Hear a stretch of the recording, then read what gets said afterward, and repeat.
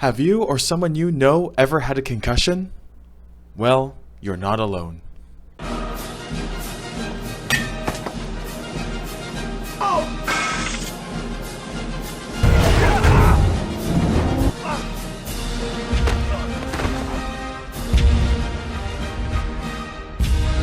Definitely not alone. Even we have had our experiences with them.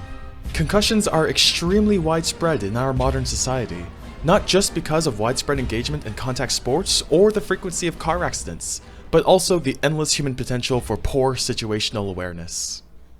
However, despite this frequency, most people still don't understand the exact science behind them.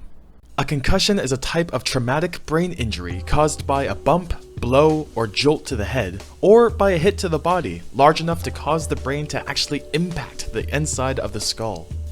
Fortunately, the vast majority of concussions are non-life-threatening, and most just need a month or so of recovery to heal from. However, evaluating their severity is still crucial, both to determine the best road to recovery and to prevent further harm. This is especially true for contact athletes, where it's crucial that they be given proper recovery time and protection against further concussions, as repeated concussions can have catastrophic effects on a person's health. It's like a wave that just kind of comes crashing over you. So I describe it like a big black wave that comes over you, and you can fight it, but you can't stop it. And it is a lonely, horrible feeling when you know it's happening and you can't stop it. But over my career, I had suffered over 10 documented concussions, but none of my concussions, not a single one of them, was handled properly knowing what we know now. These are the things that I deal with on a daily basis. I'm in a much better place. Don't look at me like I'm crazy, okay? Y'all don't look at all them symptoms and think, shit, we need to go check him in somewhere, because it's a laundry list. But every one of these have come on in the past 5 to 6 years. So, when the stakes are this high, how do we effectively and quickly determine the severity of concussions, let alone their presence? Concussions themselves have only minor and short-lived visible symptoms, such as dilated pupils, with others manifesting as changes in behavior or cognition. This is actually part of the reason why reporting exact statistics on the prevalence of concussions is so difficult, as according to the groups like Brain Injury Canada, many are not actually reported at the time of injury, if at all. To evaluate a suspected concussion, we can use a SCAT-5, which is a standardized tool for concussion assessment. This tool incorporates a baseline screening, immediate or on-field assessment, office or off-field assessment, subject background, self-reported symptoms, a balance test, a consciousness rating, and a brain screening to diagnose a concussion. While viable for anyone, it is designed with athletes especially in mind. The basic idea is that at the start of the athlete's career or season, they can take a test to set a baseline. Then, if they are suspected of having a concussion, another test can be taken and compared against said baseline.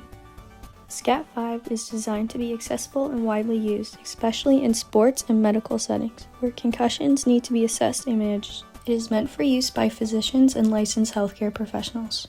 The SCAT-5 is a flexible and adaptable tool for assessing and managing concussions in various settings. The SCAT-5 assessment requires a minimally distracting environment, the printed SCAT-5 forms, a pen, and stopwatch. Notable organizations such as the Olympics, the Rugby World Cup, FIFA, IIHF, and many more have adopted the SCAT-5 as their immediate concussion assessment tool. And there is plenty of scientific evidence to back it up. Not only did its original creators spare no expense in refining their own test, but also worked extensively with colleagues from around the world at the 5th International Consensus Conference on Concussion in Sport held in Berlin in 2016. In a 2021 research study, a high correlation was found between baseline testing scores taken 2 weeks apart from each other. Another 2022 study found that the SCAT-5, as well as its child-specific version, were highly accurate in recognizing concussions in both adults and children. Even when comparing the SCAT-5 against similar self-reported tests, such as the Rivermead Post-Concussion Symptoms Questionnaire, or RPQ, results showed an extremely strong correlation in scores between the two. When taking all these into account, the prevalence of concussions, their difficult to identify nature, the evidence for the SCAT-5 and its ease of use, and the danger of not getting proper treatment or protection after a brain injury, it becomes clear that the SCAT5 is not just a valuable tool in the context of sport injury, but can also serve as a first step in treatment for the wider healthcare system, dramatically improving the lives of so many who may need it. This is what I say, and I've said this for a long time, but this is kind of my mantra, because I'm not broken. I am damaged, but I'm not broken.